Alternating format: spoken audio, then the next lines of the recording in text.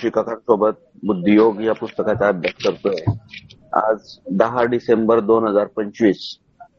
सगळ्यांना नम्र विनंती की त्यांनी आपले ऑडिओ आणि व्हिडिओ कृपया बंद ठेवावे. पुढील सूत्रे श्री जोशी काकांकडे. हरिओम. सर्वांना हरिओम. बुद्धियोग ग्रंथाचा आता हा 20वा पाठ आहे. पाठ 20 आजचा आहे आणि आज आपण प्रबंध 10 बघणार आहोत. दुरांत प्रयोग त्या प्रबंधाचं नाव आहे.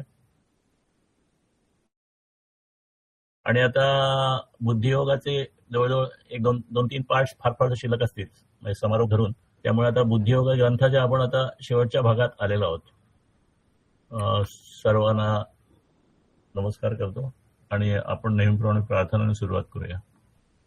ब्रह्मानंदम परमसुखदम केवलम ज्ञानमूर्तिम द्वंद्वातीतं गगनसदृशं तत्त्वमस्यादिलक्ष्यम् एकं नित्यं विमलचलं सर्वधी साक्षिभूतं भावातीतं त्रिगुणरहितं सद्गुरुं तन्नमामि. मूकं करोति वाचालं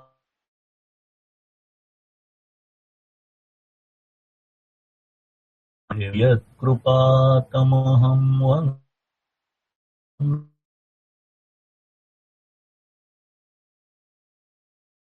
गणाधीश जो ईश सर्वा गुणांचा मुळारंभतो निर्गुणाचा. नमो शारदा मूलचत्वारवाचा गमू पंथ अनंत या राघवाचा.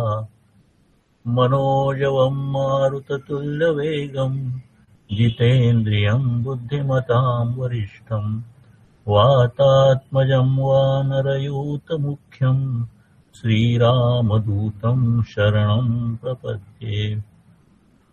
ज्ञानरूप स्वामीजी, शक्ती शांतीरूप महाशून्य बिंदू यांना नम्र नमस्कार. माझे अध्यात्म वेदांत शास्त्रातील सद्गुरू डॉक्टर श्रीकृष्ण देशमुख यांना साष्टांग दंडवत आणि उपस्थित सर्व श्रोते यांच्यातील हृदयस्थ ईश्वरास सादर प्रणाम. राष्ट्रकल्याण प्रार्थना. हे राष्ट्र मोठे झाले पाहिजे यासाठी अखंड परिश्रमाबरोबर वैचारिक वातावरण शुद्धीही झाली पाहिजे.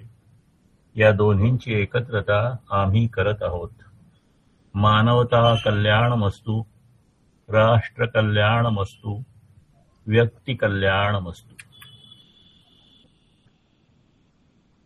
बुद्धियोग ग्रंथाचा जो पहिला भाग होता, पहिलं प्रकरण, त्याच्यामध्ये अध्यात्म म्हणजे बुद्धी आणि श्रद्धा याचा समन्वय सांगितला होता. आपण त्या प्रकरणापासून पुढे येत आता 10व्या प्रकरणापर्यंत आलेलो आहोत आणि आता हळूहळू प्रवास श्रद्धायोग कडे सुरू झालेला आहे. मागच्या पाठाचा थोडक्यात आढावा घेऊया. योगी लोक जे असतात, योगीजन, त्यांच्या शारीरिक प्रक्रियावर म्हणजे माणसाच्या शरीरात प्रक्रिया चालू असतात त्या अनैच्छिक असतात म्हणजे आणि काही स्वैच्छिक असतात. बऱ्याचशा 90% अनैच्छिक असतात आणि योगी त्यांच्या योगबलाने ह्या अनैच्छिक कार्यावर सुद्धा नियंत्रण ठेवतात आणि विशिष्ट श्वासतंत्र म्हणजे प्राणायाम, ध्यान आणि अन्य साधनेद्वारे ते स्वायत्त मज्जासंस्थेचं नियमन करतात. म्हणजे ही जी स्वायत्त मज्जासंस्था आहे की जिचं नियमन आपल्या हातात नसतं ते योगी करतात आणि त्यामुळे अत्यंत खोलवर अशी शारीरिक विश्रांतीची स्थिती त्यांच्या ठिकाणी निर्माण होते. आपण मागच्या वेळेला बघितलं, मागच्या दोन्ही पाठांमध्ये सिम्पॅथेटिक सिस्टीम जी आहे याची स्ट्रेसमध्ये आपल्या शरीरात जागृत होते. लढाई करा किंवा पळून जा म्हणजे फाईट अँड फ्लाईट हा जो भाग आहे तो. आणि पॅरासिम्पॅथिक म्हणजे रेस्ट अँड रिलॅक्स. आता ह्या दोन सिस्टीम्स मध्ये जेव्हा असंतुलन असतं तेव्हा प्रॉब्लेम निर्माण होतात. पण योगी त्यांच्या साधनेने ह्या सगळ्या परिस्थितीमध्ये बॅलन्स निर्माण करतात. मागची आपण व्हेगल टोन ही संकल्पना आपण बघितली होती मागच्या दोन्ही पाठामध्ये. शरीरातल्या वेगळ्या वेगळ्या संवेदना येतात, त्या सगळ्यांची संकुल बेरीज म्हणजे हा व्हेगल टोन असतो. आणि ह्याच्यावर आपली जी विश्रांती, रिलॅक्स आणखी रेस्टची सिस्टीम, पॅरासिम्पॅथिक सिस्टीम आहे ती अवलंबून असते. आता जसं योगी करतात तसं सर्वसामान्य माणसं सुद्धा काय करू शकतात, तर स्वामीजी म्हणतात की जेव्हा एखादं वाईट कर्म करण्याची किंवा दुष्ट कर्म करण्याची बुद्धी आपल्याला आपल्या पूर्व कर्माने जर का आपल्या मनात आली, सर्वसामान्य माणूस करणार नाही वाईट कर्म, परंतु वाईट कर्म होतं कशाने, त्याचं कारण तेही असू शकतं की पूर्वकर्मामुळे किंवा प्रारब्धामुळे येत असेल. तर अशी जरी निर्माण झाली तर तेव्हा आपण त्याला विवेकाने, ज्ञानाने शांत कर्म सूचना देऊ शकतो. आणि हे जे आहे ह्यालाच माणसाचं क्रियमाण स्वातंत्र्य म्हटलेलं आहे, जे फक्त प्राणी योनीत फक्त माणसाला आहे. तर ह्या पद्धतीने आपल्याला आपल्या शारीरिक जे काही असमतोल आहे, डिसहार्मोनी आहे शरीरात निर्माण झालेली, त्याच्यावर कंट्रोल आणता येतो आणि योगी त्या पद्धतीने आणतात.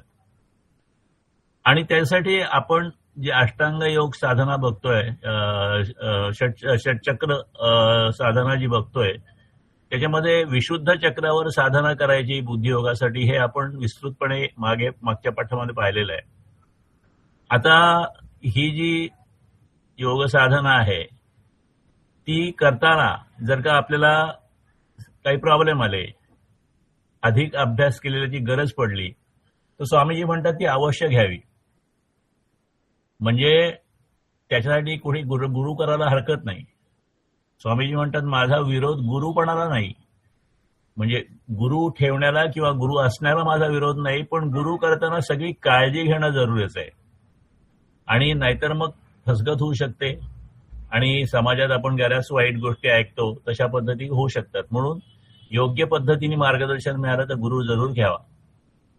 आणि मग स्वामीजी म्हणतात मी सुद्धा निस्वार्थपणे शक्ती देऊ शकतो, म्हणजे आम्ही निस्वार्थपणे शक्तीही देऊ शकतो, पण ती आमच्याकडूनच घेतली पाहिजे असं मुळीच बंधन नाही. आणि जो दुसऱ्याकडून शक्ती घेतो ती देणाऱ्यांनी सुद्धा चांगल्या हेतून दिली पाहिजे आणि घेणाऱ्यांनी सुद्धा ती शक्ती जी आहे त्या शक्तीला त्यागाची जोड दिली पाहिजे, त्यागाचं पथ्य पाळलं पाहिजे. अशा पद्धतीने स्वामीजी या आपल्या शक्ती देण्या घेण्या बाबतीत म्हणतात. आणि हा भाग सगळा आतापर्यंतच्या 9 प्रबंधापर्यंत आपण बघितला. मागच्या वेळेला पाठ संपवताना आपण बघितलं होतं प्रबंध 10 मध्ये शक्ती दुरून देता येण्यासारखी किंवा घेता येण्यासारखी जे व्यवस्थित विविध मुद्दे आहेत त्याच्यावर विवेचन या 10 प्रबंधात आहे. आणि ते आता आपण सुरू करूया. ह्याच्यामध्ये बरीचशी म्हणजे वेगळ्या वेगळ्या पद्धतीची हकीकत दिलेली आहे, ती आपण पटकन बघूया. पहिला आहे व्यक्तीच्या अनुच्चारित विचारांचा परिणाम दुसऱ्या व्यक्तीवर किंवा प्राण्यावर होऊ शकतो. आणि या पुस्तकात दिलाय हॅन्स नावाचा घोडा गणित सोडवी. म्हणजे गणित सोडवायची म्हणजे काय, तो त्याच्यासमोर काही गणित ठेवलं आणि त्याचा मालक उभा राहिला तर त्या मालकाने, म्हणजे प्रत्यक्ष मालक सूचना पण त्याला करत नव्हता, फक्त त्याच्यासमोर उभा राहत होता, परंतु मालकाच्या ज्या इनव्हॉलंटरी मुवमेंट्स होतात त्या हालचालीचा तो घोडा प्रतिसाद द्यायचा आणि तो गणित सोडवायचा. आता मालकाला सुद्धा न कळलेल्या विचाराचा परिणाम म्हणजे मालकाने त्याला कशी गणिताबद्दल काही सूचना दिलेल्या नाही, त्याच्या सिस्टीम शरीरामध्ये त्या सिस्टीम चालू आहेत आणि त्या सगळ्याचा परिणाम काही अंतरावर असलेल्या मनुष्य प्राण्यापेक्षा कनिष्ठ प्राण्यांनाही कळू शकतो. हा असा महत्वाचा मुद्दा आहे. थोडक्यात व्यक्तीच्या अनुच्चारित विचारांचा परिणाम घोड्यासारख्या प्राण्यावर सुद्धा होऊ शकतो. खूप डिटेलमध्ये दिलाय पुस्तकात, परंतु त्याच्यामध्ये बघण्यासारखा मुद्दा हाच आहे. दुसरा मुद्दा असा आहे की सूक्ष्म विचाराचा परिणाम अगदी दूरच्या माणसावरही घडू शकतो. म्हणजे जवळच पाहिजे असं नाही, खूप लांबचा असला तरी. आणि हे वेस्टर्न सायंटिस्ट जे आहेत, पाश्चात्य विचारवंत, असा परिणाम घडू शकतो याचे अनेक पुरावे देतात. इंग्लंड, अमेरिका, जपान, जर्मनी या सगळ्या प्रगत देशामध्ये आता हे सगळं स्वामीजींचं त्या काळाचं लिखाण आहे. म्हणजे 80-90 ह्या दशकातलं हे लिखाण आहे. त्यामुळे त्यावेळी त्यांनी रेफरन्सेस दिलेले आहेत. पण आता ते सुद्धा आपण रेफरन्सेस त्याच्यावर घेऊ शकतो आणि त्यातले काही घेण्याचा मी प्रयत्न केलेला आहे.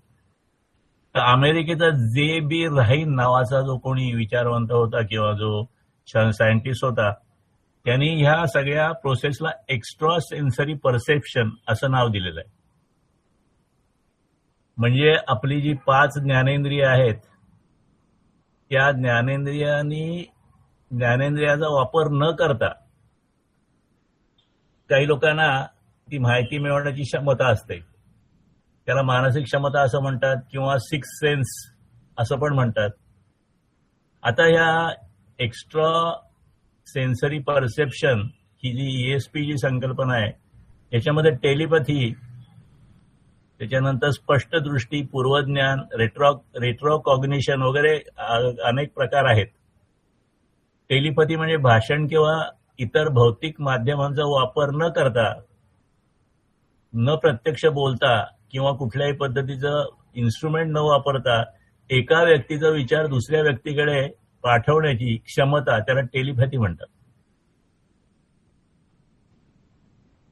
व्यक्तीपासून दूर असलेल्या वस्तू, ठिकाणे किंवा लोकांना पाहण्याची क्षमता ही एक दुसरी क्षमता आहे. भविष्यातली घटना घडण्यापूर्वी त्या जाणून घेण्याची क्षमता आहे, त्याला पूर्वज्ञान म्हणतात, ही एक क्षमता आहे. आणि सामान्य आठवणीद्वारे प्रवेश योग्य नसलेल्या म्हणजे अननोन असलेल्या भूतकाळातील घटना पाहण्याची ज्याला क्षमता आहे, त्याला रेट्रो कॉग्निशन असं म्हणतात. आणि ह्या सगळ्या एक्स्ट्रा सेन्सरी परसेप्शन ज्या आहेत, त्या सूक्ष्म विचारांचा परिणाम अगदी दूरवर पाठवण्याची क्षमता आहे. ह्या एस्टॅब्लिश गोष्टी आहेत. आता हे जे दूरचेतनचे परिणाम आहेत, ते भारतात पूर्वीपासून होतात. म्हणजे पूर्वीपासून आपल्याकडे रेकॉर्ड त्याचा दिलेला आहे. आणि स्वामीजी म्हणतात की आता प्रगत पातळीवर हे परिणाम होत आहेत आणि त्यांना चांगलं यश आहे. आणि त्याचा प्रत्येक कुठलाही जिज्ञासू अभ्यासक घेऊ शकतो. आणि उदाहरणं दिलेत. आता हे जे महाभारताचं युद्ध झालं, ते संजय आणि धृतराष्ट्र ते त्यांच्या राजवाड्यात बसून संजयाने ते पाहिलं आणि धृतराष्ट्राला दिलं. म्हणजे हे तो प्रत्यक्ष संजय काय तिथे युद्धभूमीवर हजर नव्हता, पण तिथून लांबून तो पाहत होता आणि त्याचं वर्णन धृतराष्ट्राला तो करत होता. आता त्याला विशेष दृष्टी मिळाली होती असं पण आपण वाचतो. पण ही विशेष दृष्टी म्हणजेच हेच एक्स्ट्रा सेन्सरी परसेप्शन. आता आणखीन एक म्हणतात की प्राचीन काळी प्राण्यांना 3रा डोळा होता. म्हणजे रशियन सायंटिस्टनी असा निष्कर्ष दिलेला आहे. आणि फिजिओलॉजी फॉर एव्हरीवन या एका पुस्तकामध्ये सर्जीव नावाचा लेखक आहे, त्याच्या पुस्तकात ही माहिती दिलेली आहे. आता ह्या प्राचीनांना म्हणजे प्राचीन लोकांना ह्या 3ऱ्या डोळ्यासारख्या शक्ती होत्या असं आता नास्तिक लोक सुद्धा म्हणायला लागलेले आहेत. तसंच म्हणतात की वाल्मिकीनी रामायण आधी लिहिलं आणि नंतर रामायण घडलं. म्हणजे वाल्मिकीनी सर्व रामायण आधीच पाहिलं होतं. त्या अशा तऱ्हेने पुढच्या घटना समजणं शक्य आहे. आणि ही सुद्धा अशा पद्धतीची एक सूक्ष्म शक्ती. आता व्यासानी संजयाला दिव्यदृष्टी दिली. म्हणजे संजयला ते युद्ध तिथून दिसण्यासाठी जी दिव्य दृष्टी मिळाली होती ती व्यासाने दिली होती. व्यास म्हणजे संजयचे मला वाटतं गुरु होते. आता व्यास म्हणजे स्वामीजी म्हणतात विशालता. अशी जी विशालता आहे ती व्यासाने संजयला दिली, परंतु अशी विशालता कुणालाही प्रयत्नाने सुद्धा मिळवता येईल. आणि मग ते म्हणतात की घोड्याला सुद्धा जर का शक्ती असू शकते तर आपल्याला प्रयत्न नक्की करता येईल. 3रा प्रकार मनाने शक्ती निर्मिती आणि बाह्यवस्तू संपर्क. म्हणजे मनाने शक्ती निर्मिती, बाह्यवस्तू संपर्क हा कसा आता मनाने याचा अर्थ विचार चेतनाचा परिणाम पुढे होऊ शकतो. मागे एकदा आपण बघितलं होतं सीसॉ सारख्या एखाद्या फळीवर म्हणजे एखाद्या हलक्या अशा छोटी हलकी फळी जर का घेतली आणि त्या फळीवर सीसॉ सारखा झोपून माणूस अभ्यास करायला लागला तर अवघड विषयाचा अभ्यास केल्याबरोबर त्याचं डोकं खाली जातं. आपण ती फिगर पण बघितली होती या बुद्धियोगमध्ये त्यांनी दिलेली आहे. म्हणजे ह्याचा अर्थ असा की शक्ती निर्मिती शरीरात होते त्याचा परिणाम आपल्याला बघता येतो. नंतर एक फिजिक्स आणि म्युझिक नावाचा रेफरन्स दिलाय स्वामीजींनी पुस्तकाचा. त्याच्यातल्या त्याच्यावर दिलेला आहे की भावी काळात वादक आपले विचार डोळ्यावाटे व्यक्त करून वाद्य वाजवू शकेल. म्हणजे वाद्य वाजवण्यासाठी हाताची गरज नाही, डोळ्यांनी तो म्हणजे वाजवाचा विचार तो करेल आणि डोळ्यांनी ते वाद्य वाजवू शकेल. असा प्रयोग त्यावेळेला म्हणजे 84 सालापूर्वी 30 वर्षापूर्वी म्हणजे साधारणतः 100 किती आता झाले 75-80 वर्षापूर्वी कुणीतरी केला होता. नंतर दुसरं एक गोष्ट दिली की नुसत्या नजरेने ब्रेड हलतो. केवळ मनाच्या शक्तीच्या जोरावर वस्तू हलवण्याचे प्रयोग रशियामध्ये एका बाईने केली. त्यांचं नाव आहे नेली मायखेलोव्हा. आणि त्या या प्रयोग करतात. त्याचा चित्रपट सुद्धा अनुभवपट सुद्धा घेण्यात आला होता. त्या काय करतात, टेबलावर ठेवलेल्या ब्रेडकडे ध्यानपूर्वक दृष्टी लावतात आणि ती दृष्टी लावल्यानंतर 2 मिनिटात तो ब्रेड हालू लागतो आणि हळूहळू तो त्यांच्या तोंडात येऊन पडतो. तसंच घड्याळाचा लंबक असतो, तो स्पर्श न करता त्या नुसत्या नजरेने थांबवतात. वेगळे वेगळे प्रकार स्वामीजी सांगतात. शक्ती कशा पद्धतीने शक्तीचं वहन होऊ शकतं आणि मग ह्याचा जो कन्क्लुजन आहे ते खूप महत्वाचं आहे. ते आपण बघू नंतर शेवटी. म्हणजे हे सगळं करायचं म्हणजे मनाचं स्वरूप समजून घेणं महत्वाचं आहे आणि तो मनशक्तीचा अभ्यास आहे. विचारांचा म्हणजे मनाचा परिणाम बाह्य वस्तूवर होऊ शकतो हे तर आपण आता बघतोय अनेक उदाहरणांनी. आणि स्वामीजी म्हणतात ह्या विचार चेतन परिणामाचे आश्रमाने सुद्धा प्रयोग केले तेव्हा चेतनाचा परिणाम बाह्य वस्तूवर होऊ शकतो त्याचे अधिक पुरावे मिळाले. अर्थात त्यावेळेला ते प्रयोग झाले असतील. मनाची शरीराबाहेर जाण्याची शक्ती ही जडवाद्यांनी सुद्धा मान्य केलेली आहे. कारण पावलोवनी अशीच व्याख्या केलेली आहे की वस्तू आणि व्यक्ती ह्यांना जोडणारा पूल म्हणजे मन. अशा पद्धतीने म्हणजे मन शरीराच्या बाहेर जाऊ शकतो आणि दूरच्या वस्तूला जोडू शकतो. अशा पद्धतीचं हे जडवादी म्हणजे कम्युनिस्ट लोकांनी सुद्धा मान्य केलेलं आहे. आता अशा पद्धतीने ही गोष्ट अशा पद्धतीची गोष्ट जेव्हा आपण बघतो अनेक वेळा सिद्ध होते, काही उदाहरणं मिळतात, मग आपल्याला काय करता येत नाही असा आपल्याला प्रश्न येतो. तो स्वामीजी म्हणतात की तक्रार आपली चुकीची आहे. आपले प्रयत्न कमी पडतात. प्रयत्न वाढवले की मनाच्या विलक्षण सामर्थ्याचा अपूर्व इंद्रधनुष्य आपल्या व्यक्तिमत्वाच्या आकाशात उभं राहू शकतं आणि आपल्याला विस्मित करू शकतं. जर एखाद्या सामान्य घोड्याला कुत्र्याला शक्य आहे तर आपल्याला का नसेल.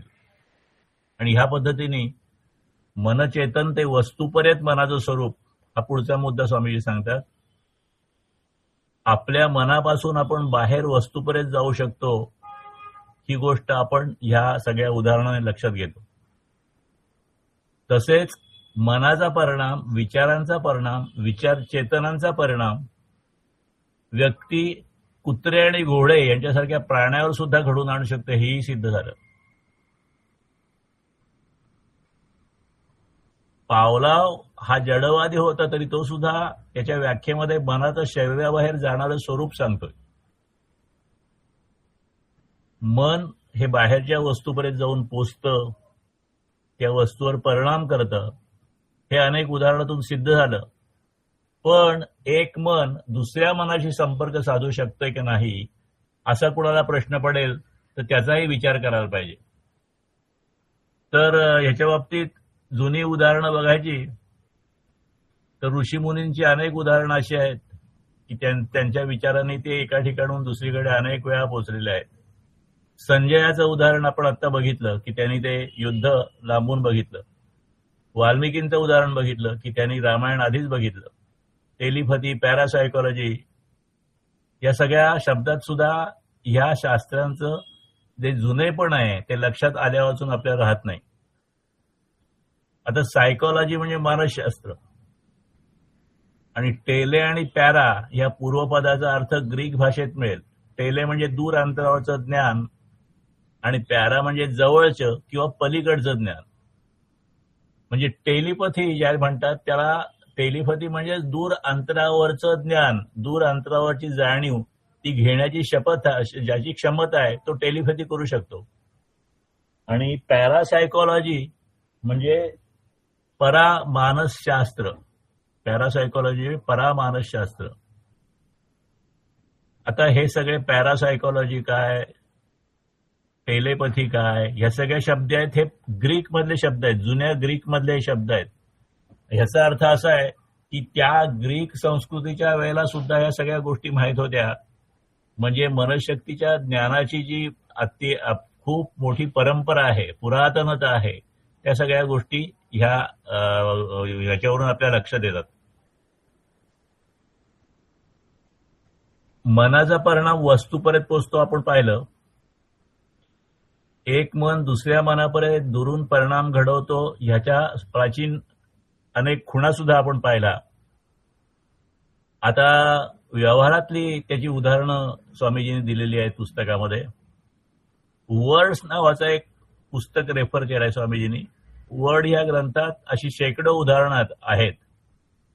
नकळत हेतू नसताना शब्दांचा विचित्र परिणाम घडतो, हे काहीसं त्यातलं उदाहरण आहे. आता डॉक्टरांचं उदाहरण घेतलंय त्यांनी की डॉक्टर हा मनाने मनाला म्हणजे रोग्याला रोग निर्माण करतो किंवा शब्दानेच तो रोग बरा करतो. प्लॅसिबो नावाची एक गोष्ट म्हणतात की डॉक्टर रोग्याला तपासतो आणि त्याला गोळ्या देतो आणि त्या गोळ्यांनी तो माणूस पेशंट बरा होतो. पण त्या गोळ्या म्हणजे ते कुठलंही औषध नसतं, नुसत्या ब्लँक पिल्स असतात असं म्हणतात, त्याला प्लॅसिबो म्हणतात. पण डॉक्टर खूप चांगला बोलला, डॉक्टरनी खूप पेशंटला चांगलं वागवलं, डॉक्टरनी पेशंटच्या मनाशी व्यवस्थित जर का एकरूपता काढली, म्हणजे त्याची सहानुभूती मिळाली पेशंटची, तर नुसत्या बोलण्याने म्हणजे प्लॅसिबोने सुद्धा डॉक्टर बरा करू शकतो. किंवा उलटं पण उदाहरण आहे. काही डॉक्टर असे असतात की त्या डॉक्टर समोर पेशंटला झाल्यावर त्याला हे होऊ शकेल, ते होऊ शकेल, याचा परिणाम असा होऊ शकेल, मग आपल्याला ही टेस्ट करायला पाहिजे, आपल्याला ती टेस्ट करायला पाहिजे, अशा पद्धतीने जर का भीती निर्माण केली तर नसलेला रोग सुद्धा निर्माण होऊ शकतो. त्याला नोसिबो असं इफेक्ट म्हणतात. आणि याच्यावर आता खूप संशोधन झालेलं आहे आणि खूप लेखकांनी लिहिलेलं आहे. आता डॉक्टरच्या मनात रोग्याला त्रास देणं फारसं शक्य नाही, नॉर्मली असं शक्य होणार नाही. पण डॉक्टरचा हेतू नसताना कधी चांगला कधी वाईट उदाहरण घडतो. हे अशाच पद्धतीच्या मन ते मन परिणामाचं उदाहरण म्हणावं लागेल. बरं, ते सगळं जाऊ दे. बऱ्याच वेळा आपल्याला हे कसं म्हणजे हे आपल्या स्वतःच्या अनुभवात कसं येऊ शकतो की आपण एखाद्याला शब्दाने त्याचं मन वळवतो. म्हणजे आधी पटत नसतं त्याला, पण वेगळ्या वेगळ्या पद्धतीने समजावून सांगितलं की त्याचं आपण मन वळू शकतो.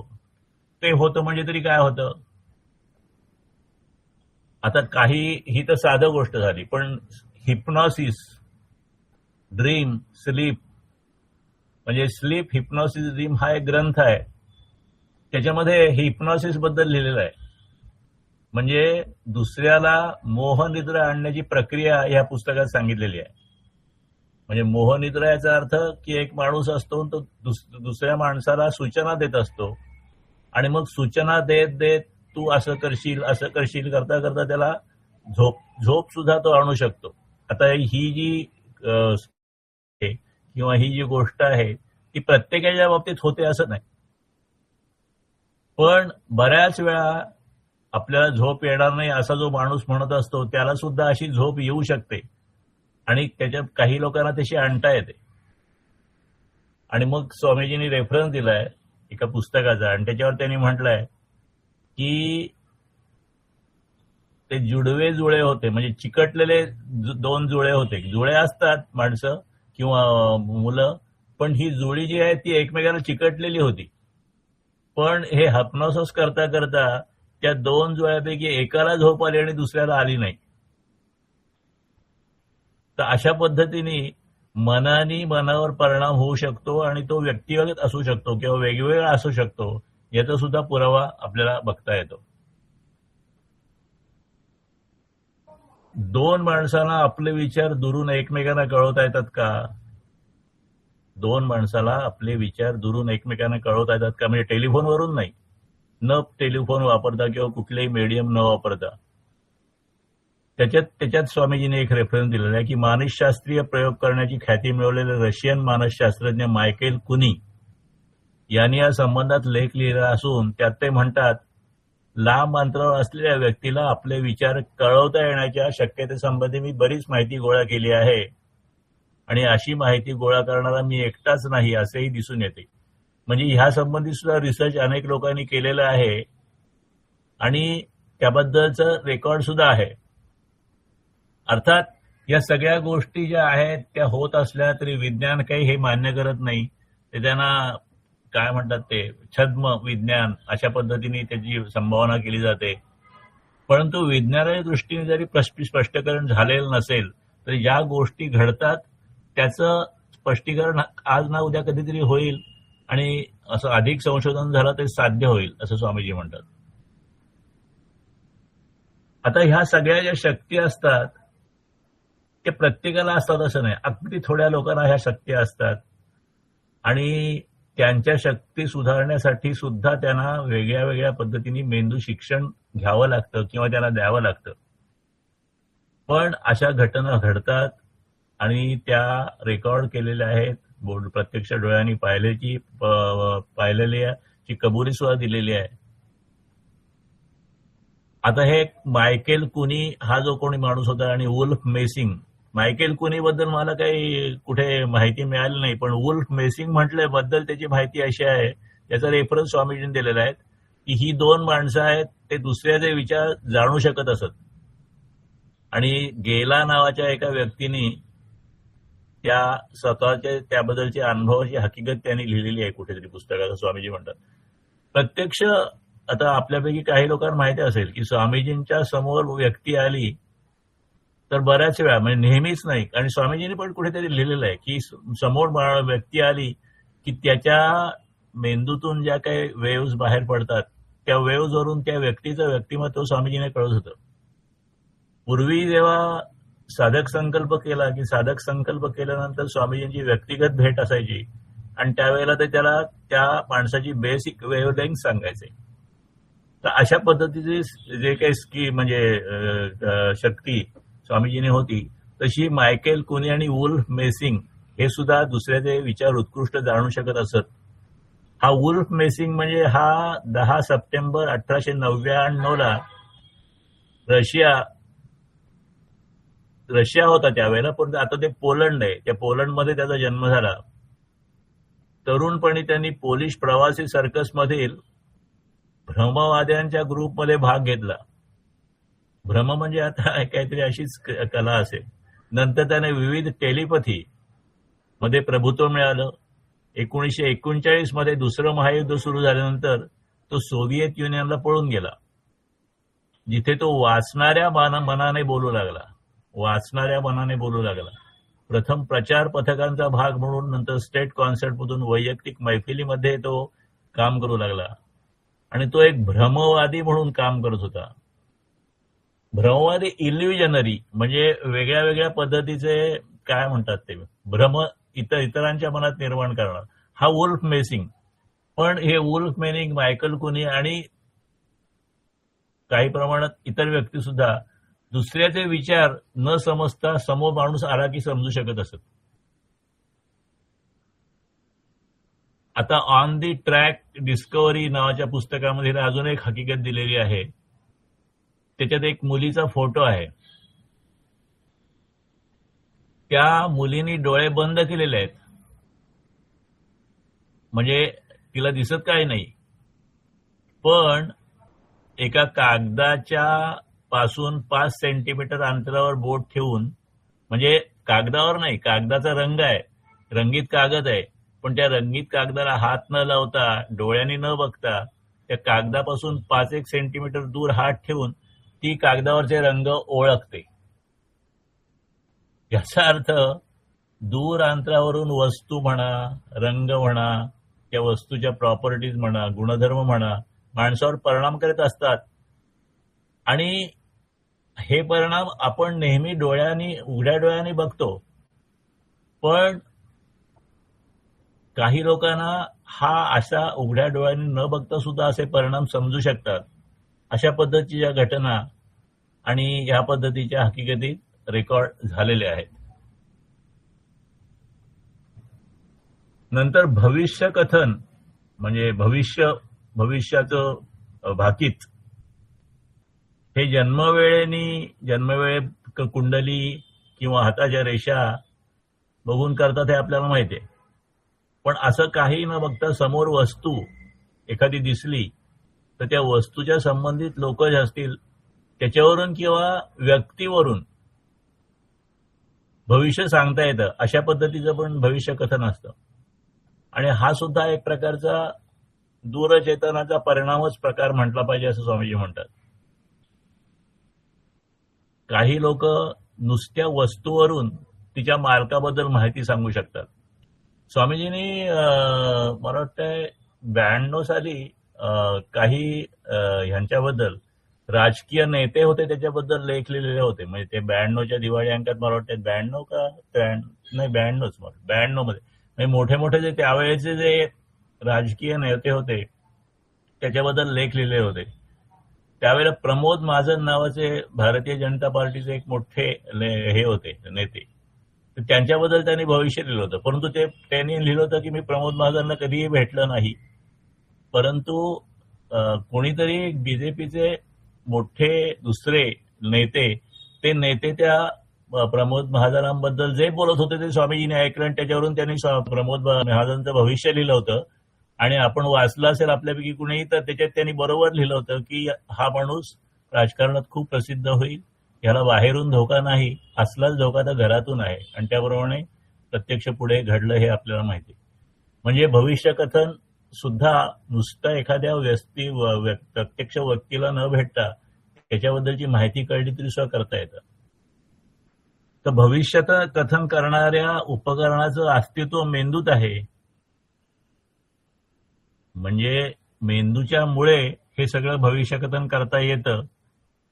ही गोष्ट फिजिओलॉजी म्हणजे शरीरशास्त्रामध्ये मान्य केलेली आहे. पण पुढे असं लिहिलं आहे की उदाहरणार्थ सोव्हिएत संघातील ह्या क्षेत्रातील तज्ज्ञ अकादेमिशियन अनोखिन यांचे संशोधन जगप्रसिद्ध आहे. शरीराच्या सूक्ष्म प्रक्रियांचं अवलोकन करण्याचीच नव्हे तर परिवेष्टित परिस्थिती जोगून त्यातील शक्यात शक्य किंवा अतिसंभवनीय परिणाम प्रकृतीने तयार करण्याची क्षमता ही मानवी मेंदूत असते. म्हणजे नुसत्या मेंदूच्या विचारांनी दुसऱ्या व्यक्तीवर किंवा दुसऱ्याच्या प्रकृतीवर काही परिणाम काही लोक करू शकतात. आता एक मन ते अनेक मन म्हणजे एका मनाचा दुसऱ्या मनावर परिणाम होतो हे आपण बघितलं. पण आता इथे एक उदाहरण त्याने दिलं आहे की एक मन अनेक मनांच्यावर परिणाम करतो. आणि तिथे त्यांनी उदाहरण दिलं आहे ते औषधे न देता बरे करणारे डॉक्टर असं म्हणून दिलेलं आहे. कोलालंपूर येथे तिथे मॅक्रीन सॅम असे कोणतरी डॉक्टर होते. आणि स्वामीजींनी पुस्तकात लिहिलंय की नुकतंच त्यांचं कॅन्सरच्या निकालानं निधन झालं. पण त्यांचं वैशिष्ट्य असं की कित्येक मैलावरून निव्वळ मानसिक सामर्थ्याच्या सहाय्याने आजार दूर करण्याबद्दल डॉक्टर सॅम यांची ख्याती होती. आणि डॉक्टर सॅम कुठल्याही औषध न देता उपचार करायचे आणि त्यांच्या ह्या उपचार पद्धतीवर अनेकांचा विश्वास होता. ते काय करायचे तर ती हकीकत दिलेली आहे. त्यांच्या मानसिक उपचार पद्धतीची वेळ सामान्यतः रात्रीची असे. म्हणजे ते आपल्या ठिकाणी बसून कोलालंपूरला बसायचे आणि रात्री त्यावेळेला ते ध्यान लावून बसायचे आणि इतरांना उपचार द्यायचे. उपचार देता देता त्यांनी लोकांचे प्रश्न पण सोडवलेले. अनेकांची मोडलेली लग्न त्यांनी जुळून दिली. शारीरिक आणि मानसिक दोन्ही प्रकारचे रोग त्यांनी बरे केले. 1963 सालची हकीकत आहे. ऑस्ट्रेलियातील एका स्त्रीला हाडाच्या कर्करोगापासून त्यांनी 6,430 किलोमीटर अंतरावरून मुक्त केलं. म्हणजे ते होते आणि ती ऑस्ट्रेलियाला बाई होती. अंतर जवळजवळ 6,500 किलोमीटर होतं आणि हाडाचा कर्करोग झाला होता, हाडाचा कॅन्सर झाला होता. त्याच्यावर त्यांनी मुक्त केलं आणि ते निव्वळ मानसिक सामर्थ्याच्या जोरावर पत्रांनी रोग्याच्या लक्षणाची माहिती मिळवत आणि त्या रोग्यांना मानसिक किरण म्हणून ओळखला जाणारा निकेलचा एक बिल्ला पाठवत. म्हणजे पत्रांनी लक्षण घ्यायची आणि त्या रोग्यांना एक पत्र्याचा बिल्ला पाठवायचे. त्याला मानसिक किरण असं म्हटलेलं आहे. आणि मानसिक किरण म्हणजे काय, त्या पत्र्यावर एक डोळा कोरलेला असे आणि हे बिल्ले रोगी जवळ ठेवायचे आणि सॅमनी सांगितलेलं, म्हणजे डॉक्टर सॅमनी सांगितलेल्या नेमक्या वेळी, त्यांनी वेळ नेमून दिलेली असायची, त्यावेळी रोगी मन एकाग्र करून त्याच्याकडे नजर लावून बसले म्हणजे रोग बरा होत असे. बघा कितीतरी उदाहरणं दिलेली आहेत. म्हणजे हे एकटे डॉक्टर आणि दूर अंतरावर असलेल्या अनेक रोगी आणि त्यांना साध्या साध्या गोष्टींनी त्यांनी बरं केलं आणि ते अत्यंत पॉप्युलर होतं त्यावेळेला आणि लोकांचा त्याच्यावर विश्वास होता. आता मन वस्तू, मन वस्तू मन आणि एका मनाने अनेक मनाचा समुदाय, हे आपण सगळं बघितलं. मन वस्तूवर परिणाम कसं करतं याबद्दल ब्रेड हलवण्याचे संदर्भ बघितले. इतर मनावर परिणाम कसा होतो याबद्दल प्रथम प्राणी मन, नंतर मनुष्य मन यांचे संदर्भ बघितले. तिसऱ्या पातळीवर वस्तूचा मनावर कसा परिणाम होतो त्याबद्दल रंगज्ञानाचा संदर्भ बघितला. आणि शेवटी एका व्यक्तीचं चेतन मन शेकडो लोकांना एकाच वेळी दुःखमुक्त करण्याची प्रक्रिया कशी करू शकते याचाही संदर्भ दिला.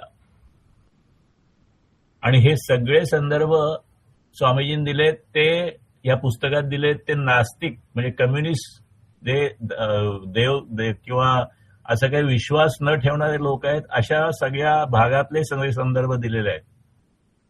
म्हणजे त्याचा अर्थ असा की आस्तिक लोक तर हे मानतातच, परंतु नास्तिक लोक सुद्धा अशा प्रकारची शक्ती मानतात. आणि अशा पद्धतीने एक शक्ती चेतन दुसऱ्या शक्तीच्या चेतनाला उपयोग पडतो. हा जो प्रॉपर्टी आहे, म्हणजे हे जो एक सिद्धांत आहे की शक्ती दुरून देता येते आणि ती वेगळ्या वेगळ्या पद्धतीने अनेक पद्धतीने इफेक्ट करते, हे स्वामीजींनी वेगळ्या वेगळ्या पद्धतीने आपल्याला सांगितलेलं आहे. कारण शेवटी हा संदर्भ कुठे आलेला आहे, संदर्भ आलेला आहे की आपण योग्य पद्धतीच्या योग्याकडून, योग्य पद्धतीच्या गुरुकडून आपल्या साधनेला आपण मदत घेतली पाहिजे. आणि ते कसे देतात, तर ती त्यांची साधना जी असते ती साधनेतून आपल्याला ती शक्ती मिळते, असं स्वामीजींनी सांगायचं आहे. आणि त्यासंबंधी दिवाळी 94 मध्ये स्वामीजींनी देवाशी संवाद केलेला एक लेख आहे. 1994चा दिवाळी अंक बघा. आता हे मी रेफरन्सेस सगळे सांगतोय, मगाशी ते प्रमोद भांजरांनी सांगितलं आहे, हे या पुस्तकात नाहीत, परंतु हे पुस्तकातला विषय त्याच्या रेफरन्समध्ये हे सांगतोय मी तुम्हाला. दिवाळी 1994 मध्ये स्वामीजी देवाशी संवाद अशा प्रकारचा तो लेख आहे. आणि तो लेख असा आहे, मनशक्ती 7 नोव्हेंबर 1993 या दिवशी, म्हणजे लोणावळ्याला 7 नोव्हेंबर 1993 या दिवशी सकाळी 8:15 वाजता. आपल्याला माहिती आहे 18 नोव्हेंबरला स्वामीजींनी प्रकाश समाधी घेतली, त्याच्या अगोदर फक्त 10 दिवस 7 नोव्हेंबर 1993 सकाळी 8:15 वाजता स्वामीजींनी काही कार्यकर्त्यांना बोलवून घेतलं आणि बसायला सांगितलं. त्यावेळच्या संपादिका अनघा देशपांडे त्यांनी हा लेख लिहिलेला आहे. त्यावेळेला ते थोडे गंभीर, थोडे मुक्त, आनंदी भावात होते, डोळे पाणावलेले दिसत होते. स्वामीजींनी म्हटलं, बसा रे मुलानो. म्हणजे स्वामीजींनी आश्रमातल्या काही निवडक कार्यकर्त्यांना बोलवून घेतलं, त्याच्यात त्या पण होत्या, देशपांडेताई. स्वामीजींनी म्हटलं, बसा रे मुलानो, आज मी फार फार आनंदात आहे. मी आज रडलो अगदी तृप्त आनंदाने. आनंद माझ्या देहात, माझ्या मनात, माझ्या डोळ्यात मावत नाही. आणि अश्रू किती आनंददायी असतात ते आज मला कळलं. लेखिका लिहितात, आम्ही सारे आवाक झालो होतो. थोडा वेळ तेही शांत बसले आणि समोरच्या खिडकीतून जणू अदृश्याकडे नजर लावत स्वामीजी म्हणाले, आज मला पुन्हा देवदर्शन झालं. देहांतरानंतर जगाशी आत्म्याने संपर्क कसा साधायचा ह्याची सर्व प्रक्रिया पूर्ण कळली. परत एकदा ऐका. आज मला पुन्हा देवदर्शन झालं. स्वामीजी म्हणाले, देहांतरानंतर जगाशी आत्म्याने संपर्क कसा साधायचा याची सर्व प्रक्रिया पूर्ण कळली. परमात्म्याचे पूर्ण आकलन झाले. देवाचे आज पुन्हा पूर्णत्वानं दर्शन झालं. प्रकाशाचा झोत असा आत आला आणि देव बोलला की तिसरी वेळ संवादाची आता माझा निश्चय झाला. इथली तयारी पूर्ण झाली. पुन्हा स्वामीजी शब्दातीत भावातीत अवस्थेत गेले. आम्ही सर्वजण स्वामीजींच्या त्या विलक्षण अनुभवाच्या भावाविष्काराचे साक्षीदार होतो. मूकपणे धारावल्या अवस्थेत बसलो होतो. हा लेख आणखीन पुढे सुद्धा दिलेला आहे. अंतरात्मा म्हणजे काय, त्याचा संवाद होतो काय. परंतु ह्या लेखाचा रेफरन्स आणि आपलं हे आता शक्ती देण्या घेण्याची प्रक्रियाचा रेफरन्स आहे. स्वामीजींना मृत्यूनंतर सुद्धा जगाशी संपर्क साधून योग्य पद्धतीने प्रयत्न करायचे होते ह्याच्यावरून दिसलं. आणि त्या 7 नोव्हेंबरला त्यांना ती प्रक्रिया पूर्ण कळली आणि मला पुन्हा देवदर्शन झालं असं ते म्हणतात.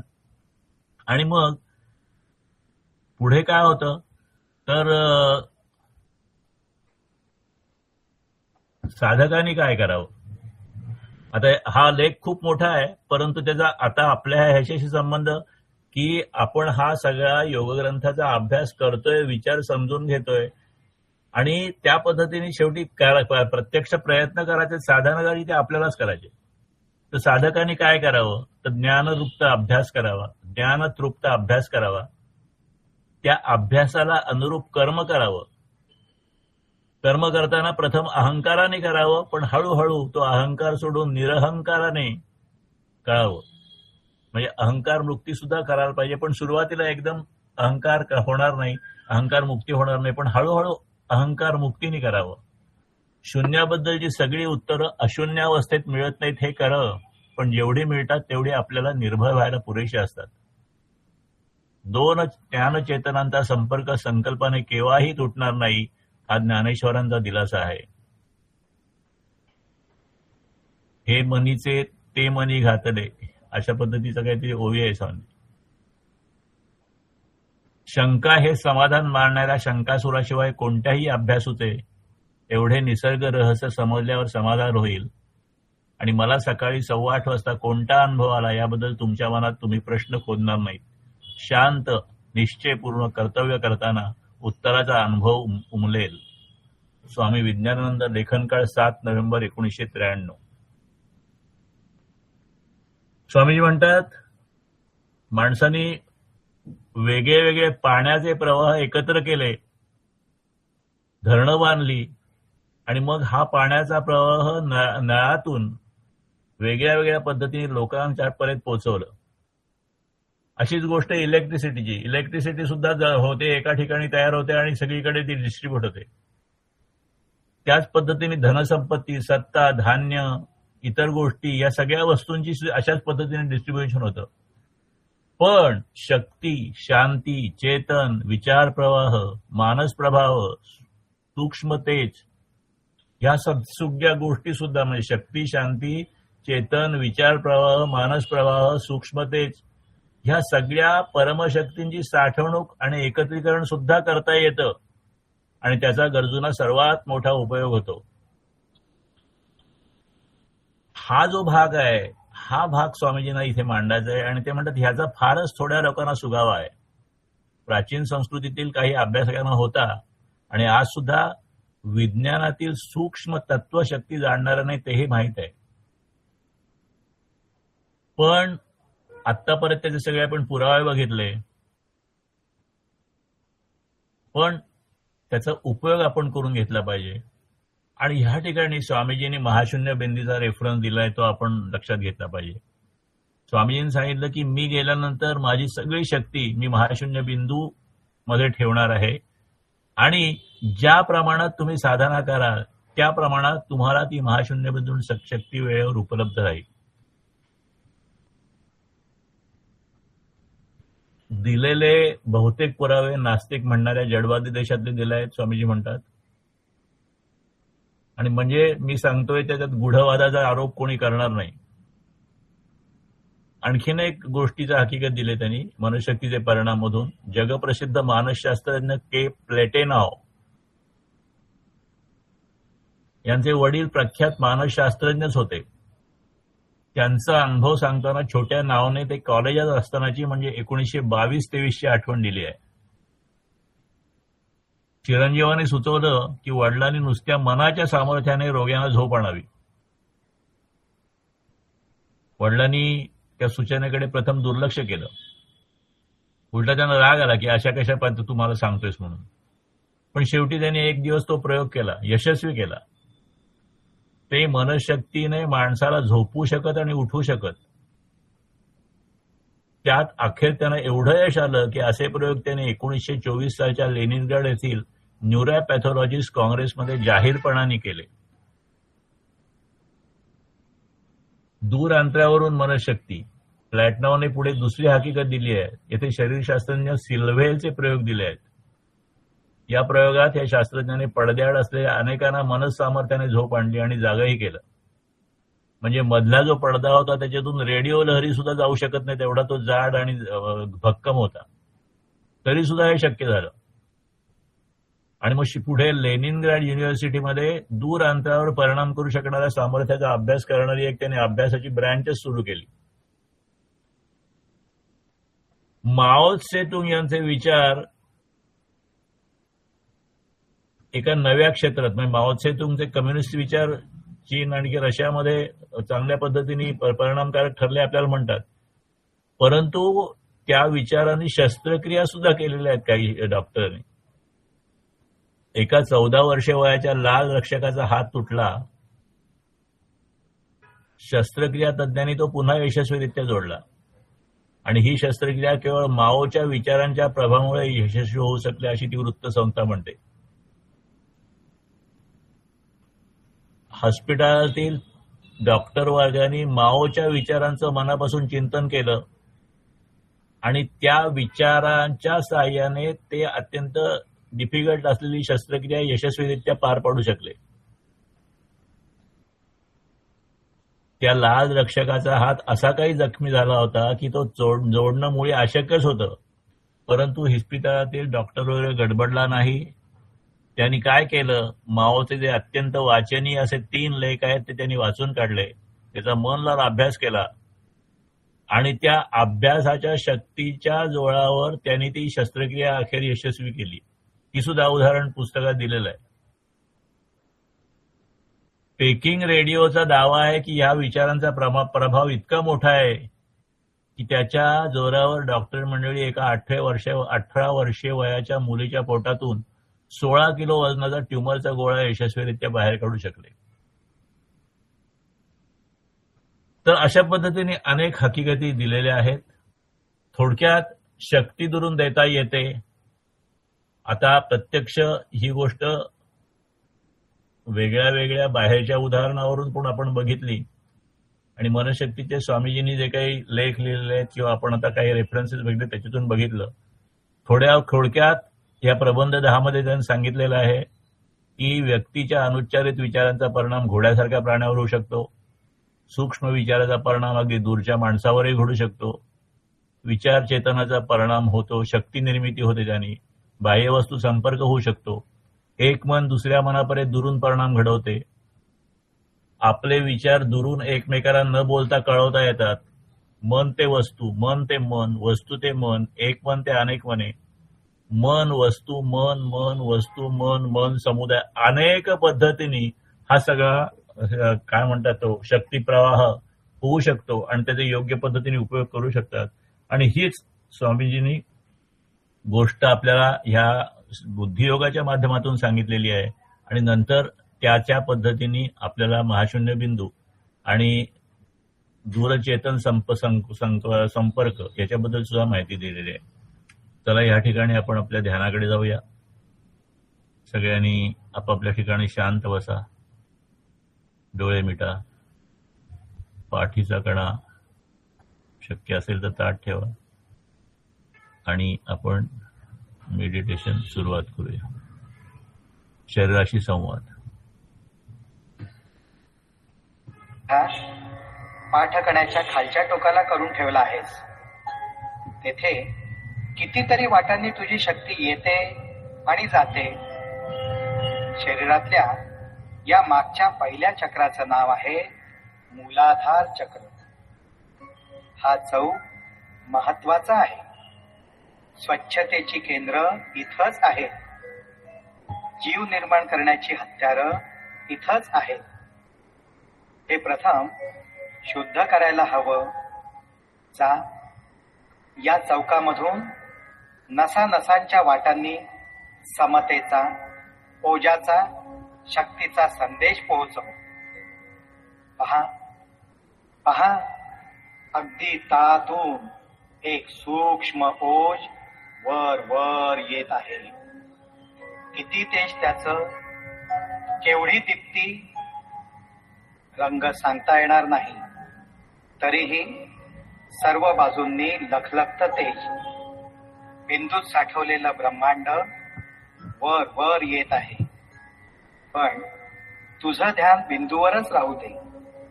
बाकीचं काम तेजाच्या उलट्या धारा आपोआप करतील. या चौकात तू यशस्वी झालास.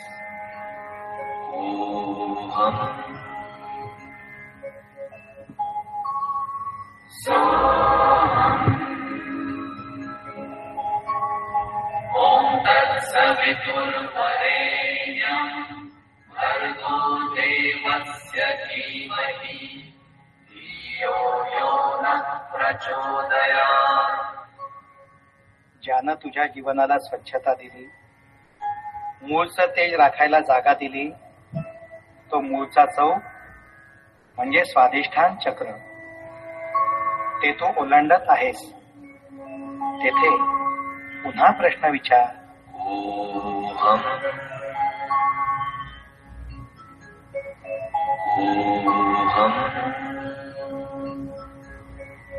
उत्तर येईल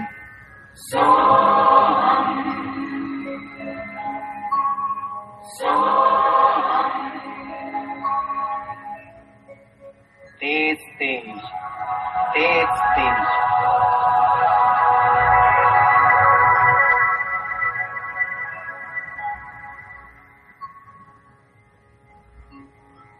तुझ्या आवडत्या दुसऱ्या जीवाच्या मिलनाचं हे शक्ती केंद्र आहे. दुसऱ्यावर अवलंबून असणारा वैवाहिक आनंद तू पत्करलेला आहेस, तर त्याचं उत्कृष्टत्व इथं जागृत होईल. यापुढे तुझं तेज, तुझी शक्ती आता स्वाधिष्ठान चक्रात पोहोचली आहे. स्व अधिष्ठान, माझं अधिष्ठान असं तू म्हणावंस असं हे स्थान आहे. तुझ्या मुलाबाळांचं प्रेरणास्थान आहे. तसंच दुसऱ्या दृष्टीनं तू जेथून निर्माण झालास त्या स्थानाचं प्रतीक आहे हे. इथं फुललेल्या स्फुल्लिंगानं ते प्रतीक अधिक तेजस्वी, शक्तिवान, धैर्यवान, वीर्यवान बनेल. शरीरातल्या समतेप्रमाणे दुसऱ्या शरीराशी समबंध राखील. अखेरच्या समतोल वाटचालीचा हा एक आवश्यक उच्च समभोग तू तटस्थपणाने पाहिलास. याचा उपयोग तुला नंतर होईल. तुझ्या कुटुंबाचं, संकुल मानवतेचं त्यातून कल्याण होईल. कर्तव्यपूर्तीच्या उद्गारांनी तू हा चौक ओलांडतो आहेस. वीर्य रसांचा कुंभ येथे निर्माण होत असता तरी त्यासाठी लागणारं अन्न नाभी केंद्राच्या पुढच्या चौकातून येणार आहे. तिकडे तू नंतर लक्ष देणार आहेस. तूर्त तुझ्या शरीर शुद्धीची ही सगळी क्रिया चांगली करण्यासाठी खालून वर येत असलेली सूक्ष्म शक्ती वर वर यायला हवी. ती इथंच आहे. तू द्रष्टा होऊन ती पाहतो आहेस. मूलाधार चौकातून स्वाधिष्ठान चक्रात पोहोचलेली ही शक्ती तू द्रष्टा होऊन पाहतो आहेस. या मागोमाग तौलात वर चढलेली ती शक्ती पहा. ती खालून वर आलेली सूक्ष्म बिंदू शक्ती, निराकार, तेजपुंज, वेगवान, वेलाशून्य, सूक्ष्म प्राय पण तरीही पर्वतप्राय. तुझ्या शक्तीचा आश्चर्य तिसऱ्या चौकात पोहोचला आहे. ॐ तत्सवितुर्वरेण्यं भर्गो देवस्य धीमहि धियो यो नः प्रचोदयात्. तिसरा चौक किती भव्य आणि महत्वाचा. नाभी केंद्रात, मणिपूर केंद्रात जसा दुसरा मेंदूच अवतरलेला आहे. पोटातले निरनिराळे अन्नरस, रसशक्ती याचं रूपांतर करण्याचं विलक्षण काम इथं चहूवाटाने होत आहे. याची शुद्धी तू एकाग्रतेने करतो आहेस. या सर्व कार्याला तू नम्र नमस्कार कर. त्याची चौकशी ओहम न करणार आहेसच. तुझ्या सर्व अन्नाचं सुरेख शक्तीत रूपांतर करणारे हे तुझे पेशी सहकारी आहे. त्यांना दिवसभर शांतीने वागव. संतापाचे लोट तू आत पोटात सोडणार नाहीस. त्यामुळे तुझं अन्न शुद्धच राहील. अशी तुझी बुद्धी शुद्ध राहो. याही चौकात तू यशस्वी झाला आहेस.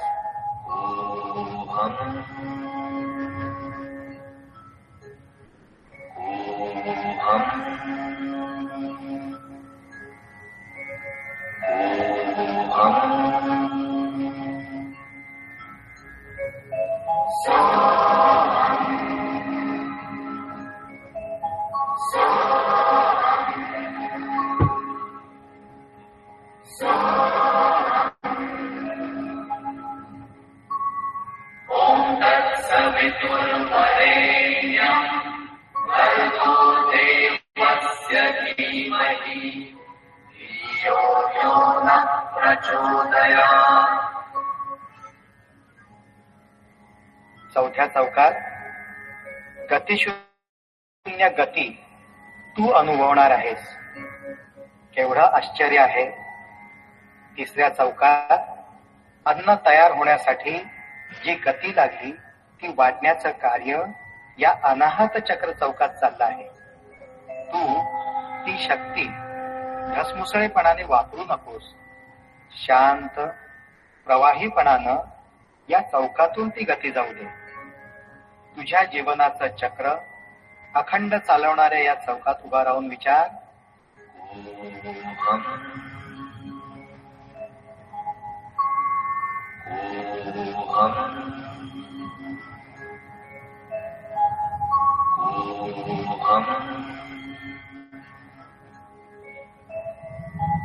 केवढी निरव शांतता, निस्तब्ध शांती, अगदी शांत शांत.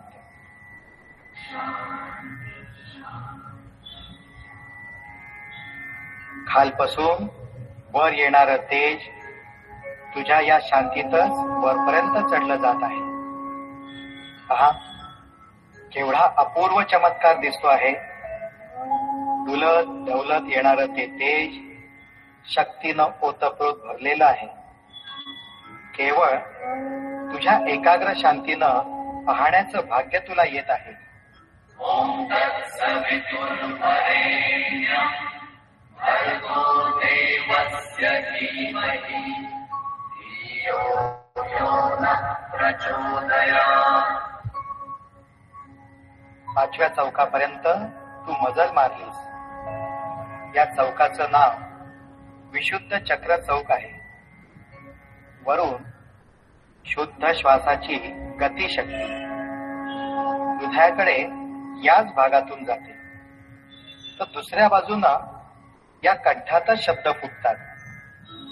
पण या क्षणाला शब्दाचा उपयोग काय? मनातल्या मनात सुद्धा शब्द उच्चारू नकोस. या स्थानचक्राला निशब्द शांती मिळू दे. त्यानंच शक्ती प्रवाह शांत होईल, तेजोमय राहील. द्रष्टा हो, बोलू नकोस. आता फार वरच्या अवस्थेला जातो आहेस. शक्ती वर वर येते आहे. ॐ तत्सवितुर्वरेण्यं भर्गो देवस्य धीमहि धियो यो नः प्रचोदयात्.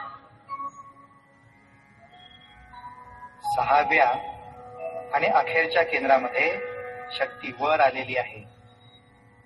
या केंद्राचं नाव आहे आज्ञाचक्र.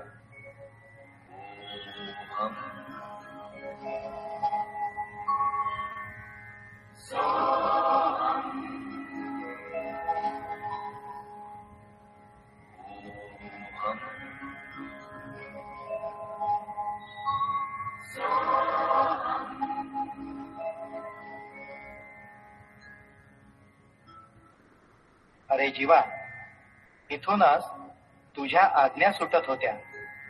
पाहण्याच्या, ऐकण्याच्या आणि तुझ्या सगळ्या आज्ञा वल्गना इथूनच सुटत होत्या. जरुरीपेक्षा जास्त संकल्प करण्याचं स्थळ इथंच होतं. याच पेशींच्या साह्याने तू सगळ्या महत्वाकांक्षेच्या पाठीमागे सगळी शक्ती उधळत होतास. ठीक आहे, तुझ्या महत्वाकांक्षा पुऱ्या होण्यासाठी शक्ती राखशील का नाही? उत्तम उन्नतीसाठी काही काळ शांती पाहिजे. ती तुला इथल्या पेशींशी समजूत करूनच साधेल. तर मनानं सुद्धा पाहायचं थांबव. अगदी पूर्ण पूर्ण पूर्ण. आता पूर्ण कल्पना शून्य हो. शांत हो.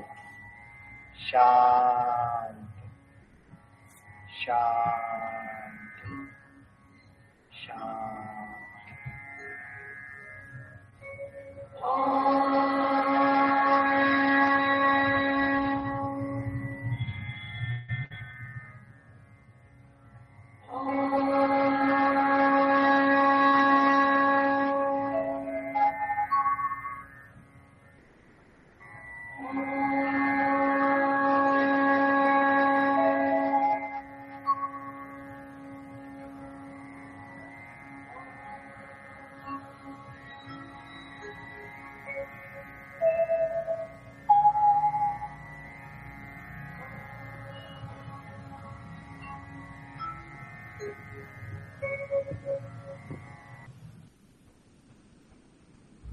आत्मचिंतन प्रार्थना.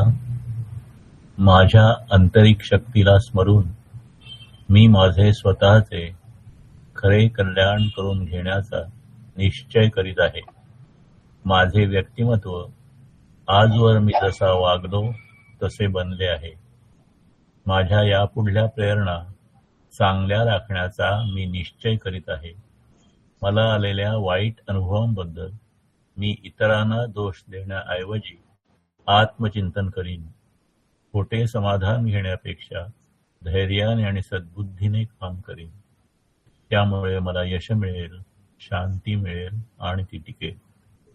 ज्या प्रमाणात मी हे चिंतन करीत आहे त्या प्रमाणात ती शांती मला आताही मिळत आहे. हरि ओम तत्सत. ब्रह्मार्पणमस्तु. सर्वांना धन्यवाद. हरि ओम. हरि ओम.